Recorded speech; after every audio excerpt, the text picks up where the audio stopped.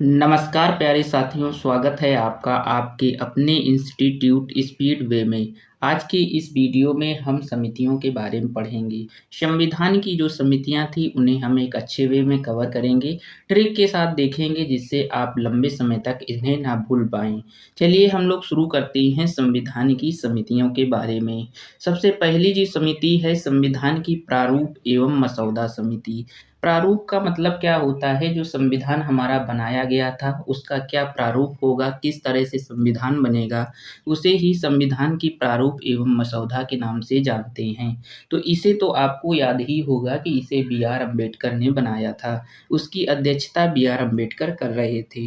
दूसरी जो समिति है जिसे हम लोग कहते हैं कि राजेंद्र प्रसाद। आप लोग ऐसे ना याद रखिएगा कि पहले समिति याद रखें फिर हम लोग नाम याद रखें। हमें याद ऐसे रखना है कि जो समिति का अध्यक्ष था उसे हम लोग पहले याद करेंगे, फिर हम देखेंगे कि उनकी कौन सी समितियां हैं और इसे ट्रिक के साथ कैसे देखते हैं देखिएगा।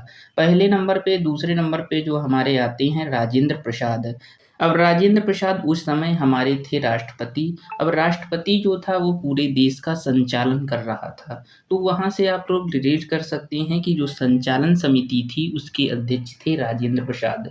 अच्छा, जो एक व्यक्ति पूरे देश का संचालन कर रहा होगा उसके नीचे कई स्टाफ काम कर रहे होंगे, तो वहाँ से रिलेट करिएगा कि जो हमारे पास कर्मचारी समिति जो थी वो राजेंद्र प्रसाद डील कर रहे थे और उन्हें एक फाइनेंस भी दिया जा रहा होगा। तो यहाँ से वित्त और कर्मचारी जो समिति है वो डॉक्टर राजेंद्र प्रसाद की होगी। अच्छा, जब हम लोग संचालन करेंगे तो संचालन में हमारे कुछ रूल रेगुलेशन होंगे जो कि राष्ट्रपति ही बनाएगा, जो कि वहाँ के राष्ट्रपति थे उस टाइम राजेंद्र प्रसाद।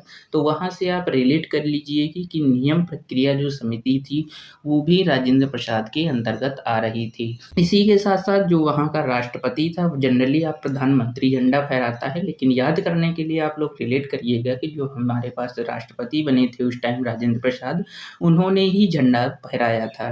ठीक है, तो एक बार पुनः रिकॉल करेंगे। हमारे पास जो पूरे देश का संचालन करेगा वो राष्ट्रपति करेगा, तो संचालन समिति। उसके लिए संचालन के लिए कुछ रूल रेगुलेशन होंगे, नियम कानून होंगे, तो नियम प्रक्रिया समिति। इसके बाद जो उसके नीचे फाइनेंस का स्टाफ काम करेगा तो वित्त और कर्मचारी समिति।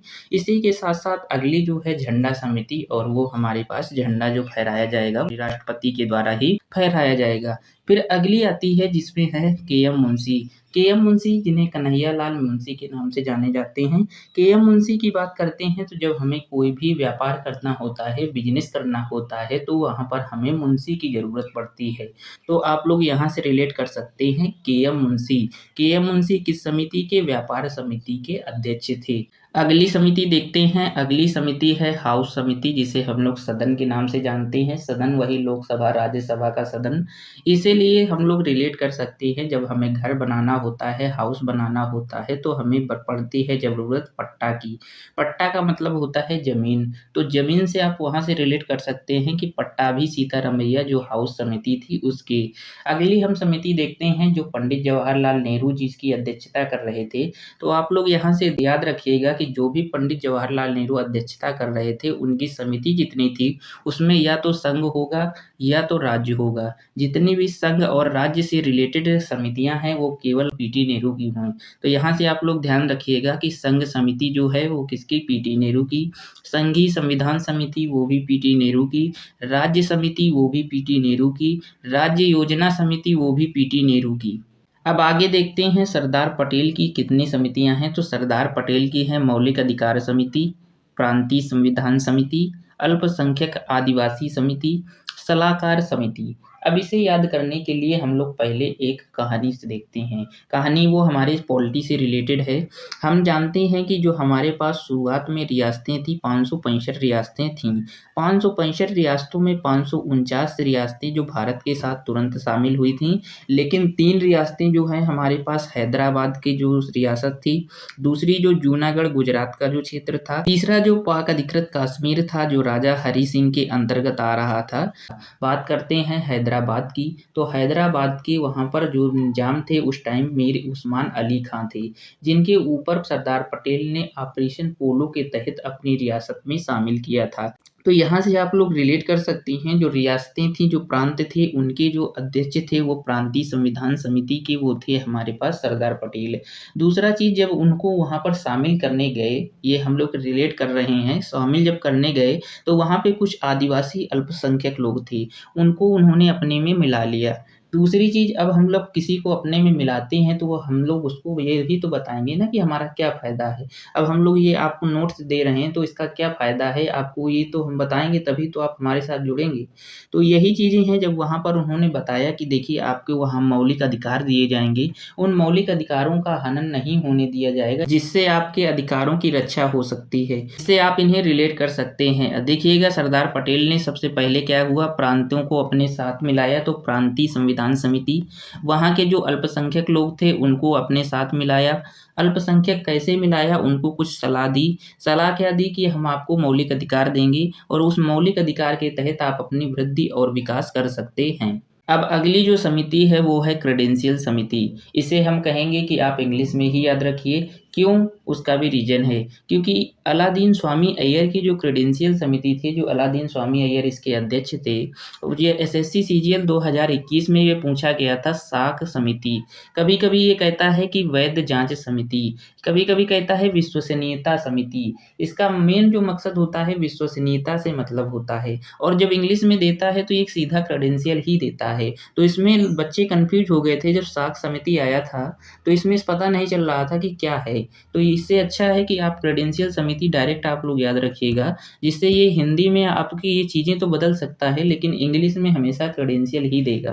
तो क्रेडेंशियल कैसे याद रखेंगे, जब हम लोग अल्लाह और भगवान पर विश्वास करते हैं तो वहाँ से आप लोग रिलेट कर सकते हैं। हम विश्वास किस पर करते हैं, या तो भगवान पर करते हैं या तो अल्लाह का पर करते हैं। तो वहीं से अलादीन स्वामी अय्यर आया, ठीक है। अलादीन स्वामी अय्यर की कौन सी समिति? क्रेडेंशियल समिति। इसका जो हम लोग हिंदी में विश्वसनीयता कहते हैं, या तो वैधता जाँच कहते हैं, या तो साख समितियाँ कहते हैं। एक बार पुनः रिकॉल करेंगे जल्दी-जल्दी से हम लोग देखते हैं, चलिएगा। सबसे पहले जो समिति है बी.आर. अम्बेडकर की प्रारूप एवं मसौदा समिति।